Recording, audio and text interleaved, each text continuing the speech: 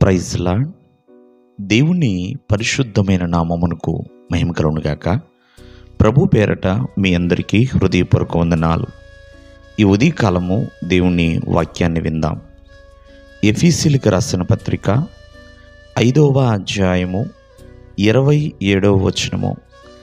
ఆయన తన ఎదుట దానిని నిలవబెట్టుకొనవలనని వాక్యముతో ఉదక స్థానము చేత దానిని పవిత్రపరిచి పరిశుద్ధపరచుటకై దాని కొరకు తన్ను తాను అప్పగించుకొనెను.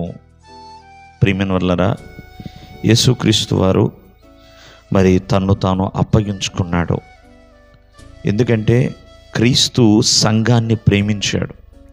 తన తండ్రి అయిన దేవుడు ఎలా తన సంఘాన్ని ఎలా ప్రేమించాడో, మరి దేవాది దేవుడు, మరి ప్రభువు, రాజులకి రాజు అయిన యేసుక్రీస్తు వారు కూడా సంఘాన్ని ప్రేమించి ఏ కళంకము, ముడత, మరి ఏది కూడా లేకుండా ఆ సంఘము పరిశుద్ధమైన సంఘముగా, నిర్దోషమైన సంఘముగా, మహిమగల సంఘముగా మరి తన ఎదుట, ఆ ప్రభువారి ఎదుట నిలవబెట్టాలి అని వాక్యము చేత ఉదక స్నానం చేయిస్తున్నాడు. ప్రియమైన వాళ్ళరా, మరి సంఘమును పవిత్రపరుస్తున్నాడు, పరిశుద్ధపరుస్తున్నాడు, సిద్ధపరుస్తున్నాడు. అలా సిద్ధపరచడం కోసం ప్రియమైన వాళ్ళరా యేసుక్రీస్తు వారు తనకు తానుగా అప్పగించబడ్డాడు.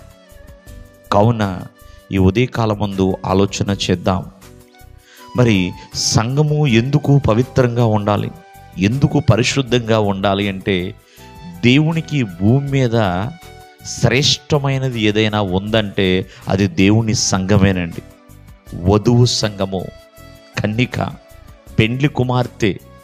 కాబట్టి ఈ సంఘము నిర్దోషముగా, మహిమగల సంఘముగా, పవిత్రంగా, పరిశుద్ధంగా ఉండాలని ప్రభువు కోరుకుంటున్నాడండి. అందుకనే వాక్యము చేత అనుదినము కూడా దేవుని సంఘాన్ని ఉదక స్నానం చేయిస్తూనే ఉంటాడండి. వాక్యం అనే నీరు చేత స్నానము చేయిస్తూనే ఉంటాడు. ఏ మలినము ఉండకూడదు, ఏ ముడత ఉండకూడదు, ఏ మత్స ఉండకూడదు, మరి నిష్కళంకురాలుగా ఉండాలని కోరుకుంటున్నాడు. కావున మనము నమ్మిన దేవుడు పరిశుద్ధుడు. ఆయన నమ్మిన వారు కూడా పరిశుద్ధంగా ఉండాలనే దేవుని యొక్క ఆశ.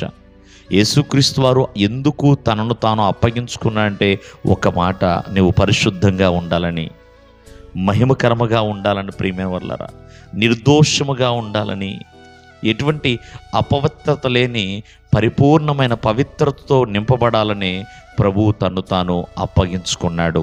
ఇదే దేవుని యొక్క ఘనమైన ప్రేమ. దేవుడు మిమ్మను ఆశీర్వదించును గాక. ఆమేన్.